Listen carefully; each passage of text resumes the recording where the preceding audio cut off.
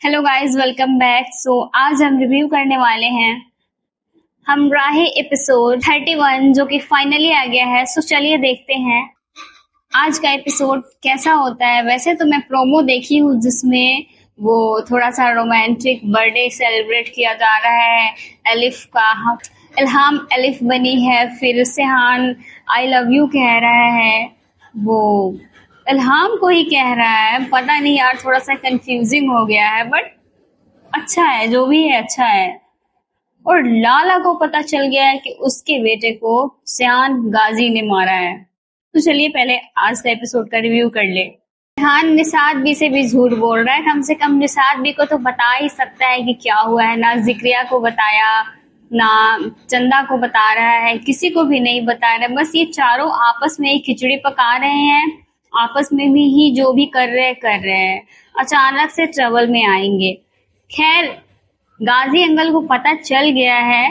Promo में मैं देखी हूँ, इसलिए मैं थोड़ी सी परेशान नहीं हूँ, क्योंकि गाजी अंकल को पता चल गया है ना। गाजी अंकल विल हैंडल इट। इतनी कोई बड़ी बात नहीं है। यही होता है जब इंसान को बात छुपाना होता है ना, तो वो बस ये बात कह के टाल देता है कि मैं बहुत थक गया हूँ, काम में बिजी था, अब मैं जा रहा हूँ। थकने के नाम पे बात को आधा अधूरा छोड़ के सारे चले जाते हैं। पहली बार मुझे इतना ज्यादा इमोशनल लग रही है। इमोशनल होकर के अपनी बातें रानिया को समझाने की कोशिश कर रही है, जिससे कि रानिया का दुख कम हो जाए। लेकिन इतना ज्यादा इमोशनल पहले कभी मैंने नहीं देखा। जब से टर्की से वापस आई है तब से तो एटीट्यूड में रहती है, गुस्से में रहती है। इतनी इमोशनल कभी नहीं हुई थी। मतलब हुई थी अकेले में, किसी के सामने नहीं हुई थी। और वजीर खान कह रही है चंदा कौन है, आप सेहान भाई को कॉल करे ना यार। हम लोग भी ऐसे ही कंफ्यूज हुए थे ये जब चंदा चंदा सुनते थे, यार ये दोनों में चंदा कौन है। तो निसात भी बता रही है कि मैं सेहान को चंदा बोलती हूँ, तब जाके बेचारे वजीर खान का कंफ्यूजन क्लियर हुआ है कि ओ अच्छा, सेहान को चंदा बुलाती है। हम लोग भी बहुत स्पेशली मैं भी यार बहुत कंफ्यूज हुई थी शुरू में जब ड्रामा देखना शुरू किया था। पहली बार इल्हाम अपना दुख इस टाइप से बयां कर रही है। टर्की में क्या हुआ, उसके फादर के साथ उसका रिश्ता कैसा था, मतलब जो कुछ भी है पहली बार किसी के सामने बता रही है। यार ऐसे ऐसे मतलब इसके फादर चिल्लाते थे, चीखते थे, डांटते थे, गुस्सा करते थे, इस वजह से ये गुस्सा रहती थी। मतलब अब सारे सवालों के जवाब मिल रहे हैं कि क्यों ये मरियम आंटी से इतना ज्यादा गुस्सा रहती थी। ओबियसली कोई भी बच्चा बिना माँ के रहेगा तो उसको गुस्सा आएगा, जैसे कि इल्हाम को आया करता था, जो कि आना भी चाहिए, नाराज होना भी चाहिए। लेकिन इल्हाम की गलती बस इतनी थी कि मरियम आंटी जब उसको मनाती थी तो इसको मान जाना चाहिए, लेकिन ये नहीं मानी, अपने जिद पे अड़ी रही और इसने लड़ने का फैसला किया, जो कि नहीं लड़ना चाहिए। और बेचारा सेहान सब स्टोरी सुन रहा है। इन दोनों को पता भी नहीं है कि वो साइड से सारी स्टोरी सुन रहा है, लेकिन वो सब कुछ सुन रहा है। और जो ये बज रहे हैं ना, तेरे शब्द तीर की तरह चुभते हैं, और ये जो बैकग्राउंड में बज रहा है ना, तेरे शब्द तीर की तरह चुभते हैं, तेरी खामोशियां भी रुलाती है। यार इल्हाम का शब्द सच में तीर की तरह फिलहाल सेहान के दिल में ना चुभने का काम कर रहा है। इतना इमोशनल बात, जो वो पहले तो सिर्फ वो एलिफ के साइड की बात सुनता था, अब वो इल्हाम के साइड की भी बात को सुन रहा है और दोनों साइड की बात को सुन के समझ रहा है। मतलब सेहान इकलौता इंसान बन चुका है जो कि दोनों साइड की स्टोरी सुना। यार लेकिन कभी कभी ना किसी को समझाने के लिए ऐसी बातें करनी पड़ती है, मजबूत इंसान भी कर लेता है। जैसे अभी इल्हाम रानिया को समझाने के लिए, रानिया को हिम्मत देने के लिए ना अपने दुख भरी कहानी उसको सुनाई, ताकि उसको हिम्मत मिले जिंदगी जीने का, अपने भाई के लिए जिंदगी जीने का। सही बात है यार, अभी रानिया के पास में उसका एक छोटा भाई है जिसके लिए उसको जीना है, खुश रहना है, वापस से सब कुछ फिक्स करना पड़ेगा उसके लिए, अपने लिए ना सही कम से कम उसके लिए। क्योंकि अगर ये नहीं रहेगी तो वो भी अकेला हो जाएगा, और अकेला इंसान जिंदगी बहुत बुरी तरीके से मतलब सब कुछ होते हुए भी अकेलापन रहता है जिसका कोई इलाज नहीं है। सिहान को देख करके इल्हाम चौंक गई कि अरे यार ये यहाँ पे क्या कर रहा है, पूछ रही तुम कब आए यहाँ पे। तो वो कह रहा है बस थोड़ी देर हुई है, जबकि वो पूरी स्टोरी सुन रहा था यार। और ये इल्हाम जैसे बड़ी बड़ी आंखों से सिहान को देखती है ना, ऐसा लगता है कि एलिफ ही देख रही है। वैसे तो इन लोगों का अब जो भी सीन चल रहा है वो प्रॉपर अब देखने को नेक्स्ट एपिसोड से मिलेगा, मुझे इस बात की खुशी है। लाला इतनी स्टोरी सुन चुका है कि उसका बेटा रानिया के साथ क्या किया था, सिर्फ पैसे की वजह से, पैसे वसूल करने गया था। पहले बदतमीजी वो खुद किया, तब रानिया उसको थप्पड़ मारी थी। फिर भी लाला को रानिया के लिए जरा हमदर्दी नहीं है। बस कौन है मेरे बच्चे का कातिल, मुझे सीसीटीवी कैमरा का फुटेज चाहिए, वीडियो चाहिए, ये चाहिए, वो चाहिए, बस। लेकिन लाला के भी दिल में जरा सी भी हमदर्दी नहीं है उस लड़की के लिए जिस लड़की के साथ में इनके बेटे ने इतना दरिंदा वाली हरकतें की हुई थी, उसके लिए कोई हमदर्दी नहीं है। अब बस अपने अपने बेटे की फिक्र हो रही है लाला को, लेकिन उस लड़की की फिक्र नहीं है इनको। यही है पैसे वाले लोग, पैसे वाले लोग को सिर्फ अपने से मतलब होता है। कह रहे कि मुझे 2 दिन के अंदर में वो लड़की चाहिए और उसका भाई चाहिए। क्यों चाहिए? अब आपके बेटे ने जो किया उसके साथ वो कम था क्या, जो अब आपको भी करने हैं? मैं अभी थोड़े टाइम पहले ही कह रही थी कि सिहान हमेशा वन साइडेड स्टोरी एलिफ से सुना हुआ था। इल्हाम के साइड की स्टोरी वो सुना ही नहीं था, उसको कुछ भी नहीं पता था।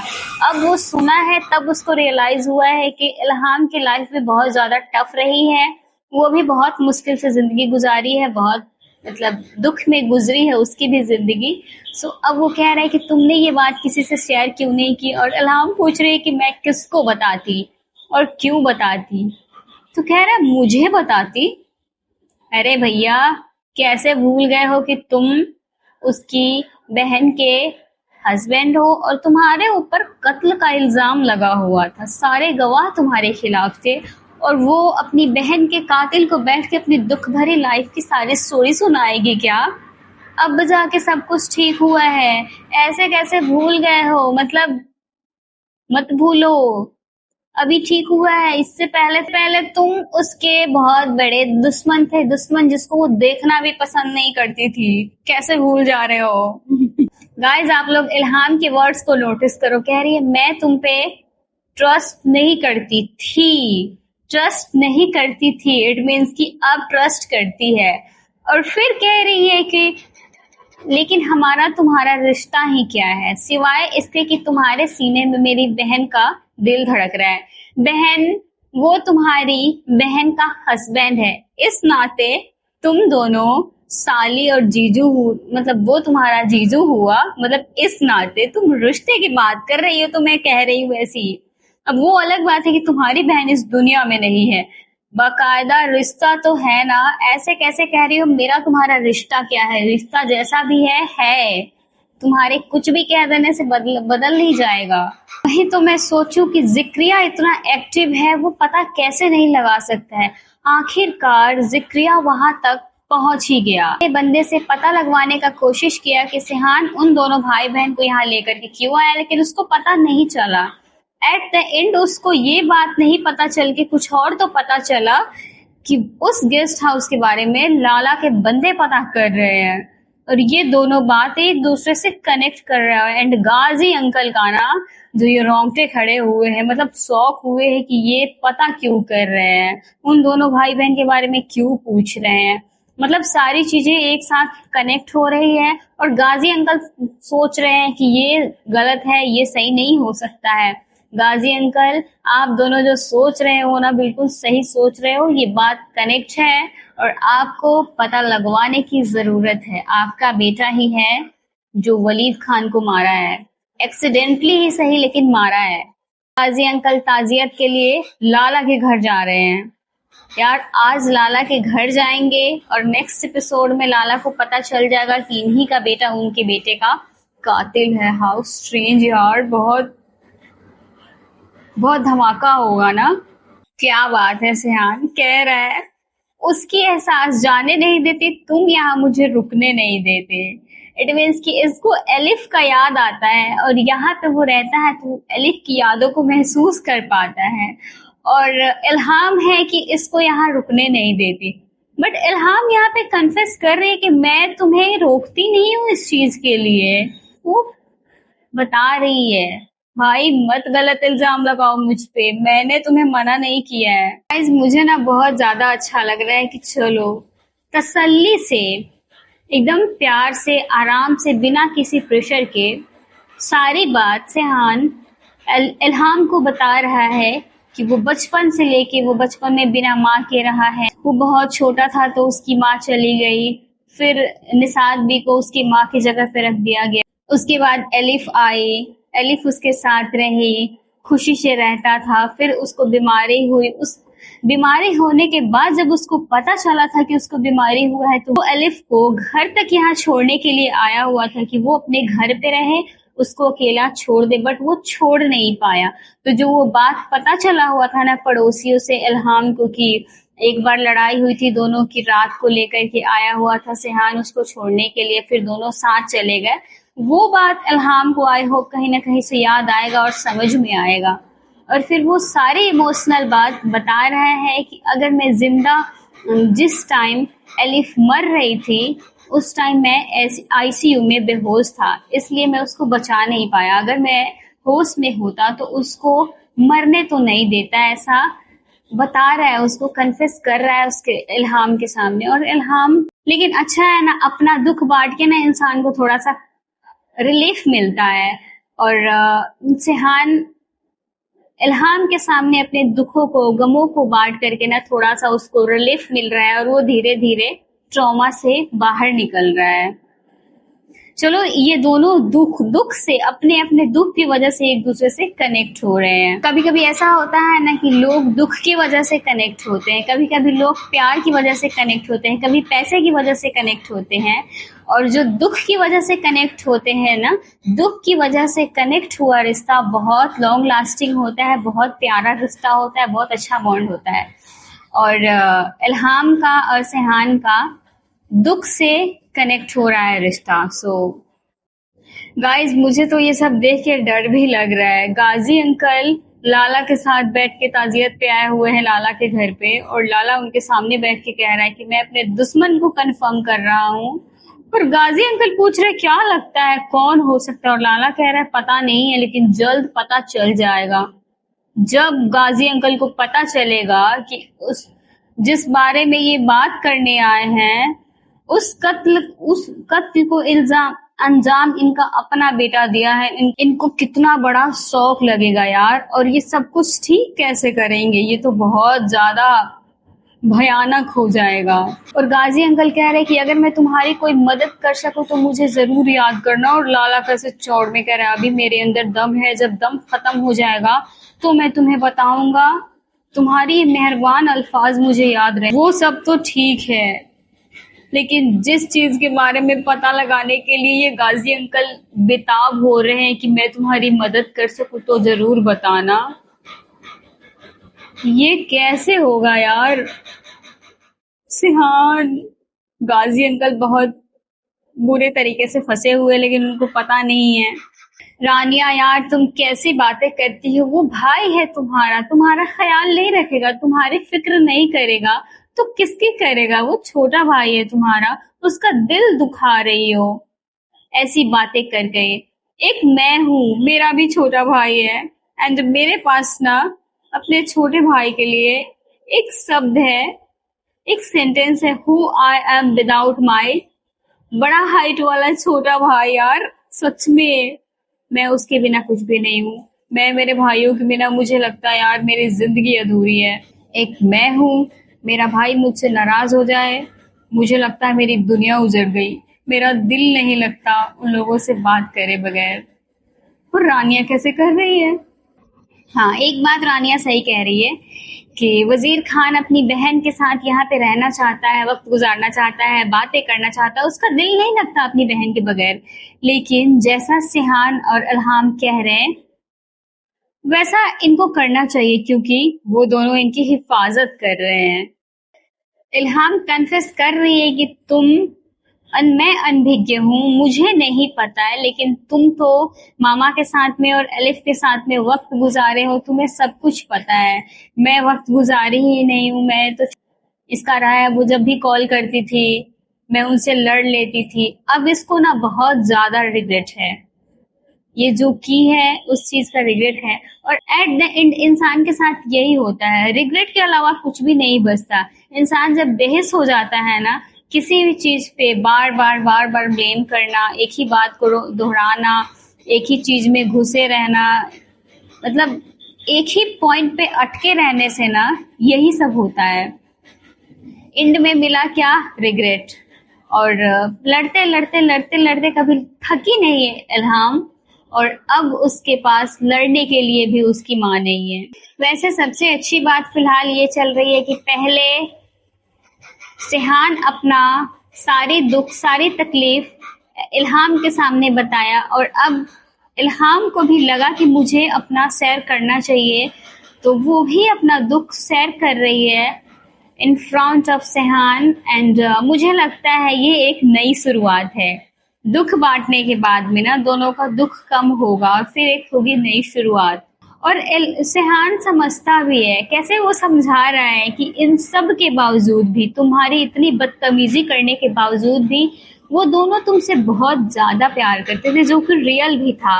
वो दोनों हमेशा उसको याद करती थी, हमेशा उसको बहुत प्यार करती थी।